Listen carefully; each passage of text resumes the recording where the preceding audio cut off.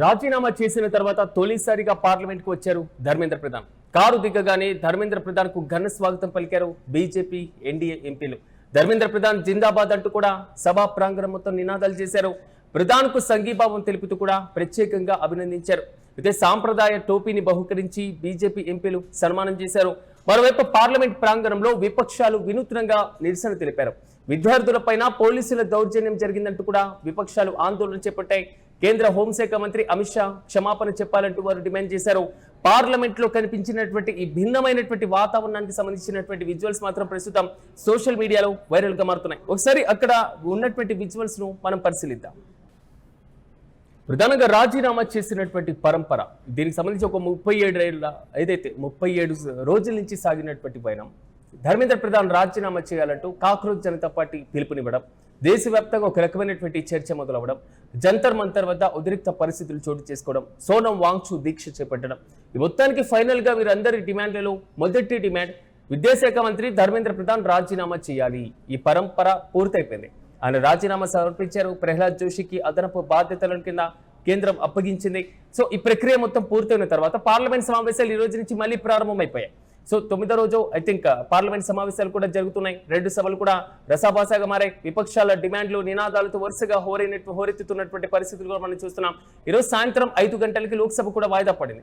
అయితే ఈ రోజు ఉదయం ఒక విచిత్రమైనటువంటి సంఘటనలు పార్లమెంట్ లో చోటు చేసుకున్నాయి. రాజీనామా చేసిన తర్వాత పార్లమెంట్ కు వచ్చినటువంటి ధర్మేంద్ర ప్రధాన్ కు అనుకూలంగా ఘన స్వాగతం పలికారు బీజేపీ ఎన్డీఏ ఎంపీలు. 10 మార్లు కూడా ధర్మేంద్ర ప్రధాన్ జిందాబాద్ అంటూ కూడా నినాదాలు చేయడం, హోరెత్తించడం, ఆయనకి ప్రత్యేకంగా సంఘీభావం తెలపడం, అభినందనలు తెలపడం, సాంప్రదాయ టోపీని ఆయనకి బహుకరించి ఆయనకి సన్మానించారు బీజేపీ ఎంపీలు. మరోవైపు పార్లమెంట్ లో విపక్షాలు వినూత్నంగా నిరసన తెలియజేసినటువంటి వైనాన్ని కూడా మనం చూస్తున్నాం. పార్లమెంట్ బయట ధర్మేంద్ర ప్రధాన్ కి ఓవైపు సన్మానం చేస్తూ టోపీ పెడుతూ ధర్మేంద్ర ప్రధాన్ జిందాబాద్ అనేటువంటి నినాదాలు ఎంపీలు హోరెత్తిస్తే, మరోవైపు విపక్షాలకు సంబంధించినటువంటి ఎంపీలు విద్యార్థులను లాఠీ చార్జ్ చేయాల్సినటువంటి అవసరం ఎందుకు వచ్చింది, జంతర్ మంతర్లో ఉద్రిక్త పరిస్థితులు చోటు చేసుకోవాల్సినటువంటి అవసరం ఎందుకు వచ్చింది అనేటువంటి రీతిలో కూడా ఆల్మోస్ట్ మనం పూర్తి స్థాయిలో జరిగింది. అయితే ఒక రకంగా ధర్మేంద్ర ప్రధాన్ ఇష్యూ పార్లమెంట్ కుదిపేసినటువంటి వైనాన్ని కూడా మనం చూసాం. విద్యార్థులపైన పోలీసులు దౌర్జన్యం చేశారు, లాఠీ చార్జ్ చేశారు అంటూ కూడా విపక్షాలు ఆందోళన చేస్తున్నాయి. ఢిల్లీ పోలీసులతో పాటుగా కేంద్ర బలగాలు ఇప్పటికే క్షమాపణ చెప్పాలంటూ సీజేపీ ఒక డిమాండ్ గా కూడా దీన్ని పెట్టడం జరిగింది. కేంద్ర హోంశాఖ మంత్రి అమిత్ షా క్షమాపణలు చెప్పాలి, సో ఆయన సమాధానం చెప్పాలి అంటూ కూడా పూర్తి స్థాయిలో రకమైనటువంటి డిమాండ్ కూడా 2 సభల ముందుకు వస్తున్నటువంటి వైనాన్ని కూడా మనం చూస్తున్నాం. అయితే ఈ విచిత్రమైనటువంటి పరిస్థితి, ఈ భిన్నమైనటువంటి వాతావరణం పార్లమెంట్ లో కొంతవరకు కీలకంగా మారింది. ఇన్ని రోజులు పోరాటం చేసి ఒక కీలక డిమాండ్ సాధించుకున్నాం అనేటువంటి దిశగా విపక్షాలు కనబడుతుంటే, మరోవైపు ఎలాగైనా విద్యార్థులకు సంబంధించినటువంటి అంశాలపైన పూర్తి స్థాయిలో అంటే ధర్మేంద్ర ప్రధాన్ పార్లమెంట్ కు వస్తున్నటువంటి సందర్భంలో కూడా ఆల్మోస్ట్ ధర్మేంద్ర ప్రధాన్ జిందాబాద్ అనేటువంటి నినాదాలతో ఒకసారి అక్కడ ఉన్నటువంటి ఎంపీలందరూ కూడా హోరెత్తించారు. దానికి సంబంధించినటువంటి విజువల్స్ ను ఓసారి పరిశీలిద్దాం.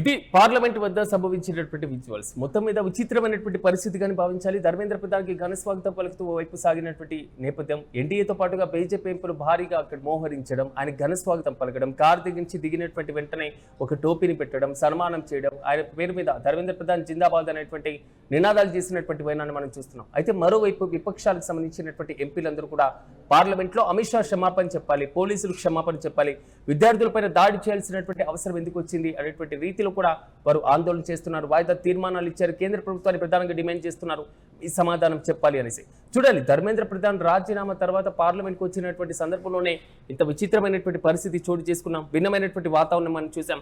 సో ఇంకా మునుముందు ఈ పరిస్థితి యువతకు సంబంధించినటువంటి అంశం, విద్యార్థులకు సంబంధించినటువంటి అంశం ఏ విధంగా ముందుకు వెళ్ళబోతుందో.